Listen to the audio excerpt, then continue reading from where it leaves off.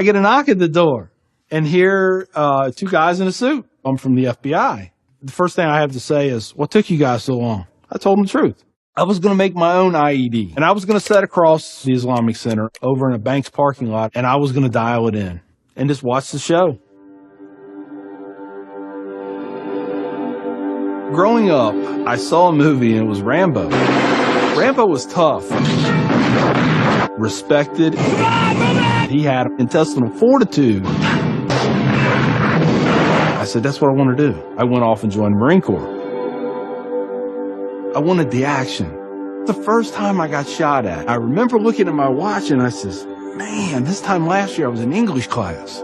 I fought several times in the Middle East, Desert Shield, Desert Storm, South America, Philippines, Somalia. I think the worst things that I have seen is dead children. I had to suck it up. I had to be there for my guys. Each one of those teardrops stands for a confirmed kill. I stopped adding after 26. Where I was taught, Marine Corps, just own it and then let it go.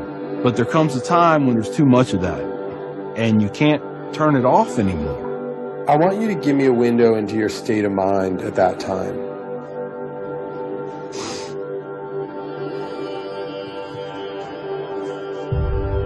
One time, my wife and I went to a DSW, and I saw in the distance these two women in black burqas in my store.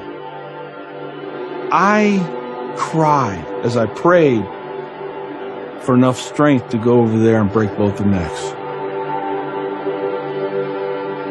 I was just angry. I was just full of hate, and it just fed off itself. At that point, I was drinking a half-gallon of vodka every 2 days. I had devised a plan, create my own IED, homemade bomb, and I was going to set it off right outside the Muncie Islamic Center. 200 plus killed or injured. That was the plan. I saw an opportunity to do one last thing for my country. This was my rationale. I knew I would end up in a federal prison with a needle in my arm. I didn't care my hatred of Islam. It was the only thing that was keeping me alive. So one day my daughter comes home, second grade maybe. She was telling me about this little boy who sat across from her. His mom came to get him. She said she had scarves on her, and she had a dress all the way down to her feet, and you couldn't see her on nothing but her eyeballs. At that point, I snapped. Started spewing things out of my mouth that should never be said in front of children or anything. She didn't say anything. It was the look on her face. I remember my daughter looking at me like I was absolutely the craziest person on the face of the earth. She was my little buddy. She used to say we were road dogs. I know I saw it in her eyes. I made her question that love. And that's when the light bulb came on. I decided to give the people of this community one more chance.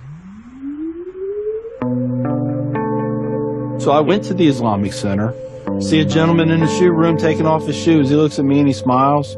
He said, "Can I help you?" And I said, "Yeah, I want you to teach me about Islam." So he went and he gave me a Quran. "Read this. Come back when you have questions." So I did.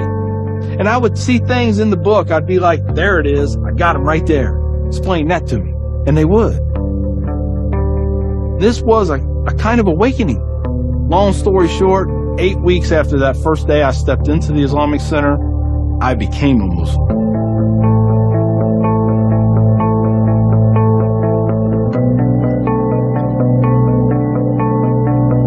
I'm a Muslim, a veteran, and a proud American. I had learned that I was completely wrong about everything that I felt. You know, Judaism had a message, Christianity had a message, Islam had a message. Funny thing is, though, it was the same message. It was about peace, and it was about love. Please join me in welcoming Mr. McKinney. My big thing is now to stop the hate. Nothing good has ever come out of hatred. I've done too many things. I've hurt a lot of people. I have to live with that.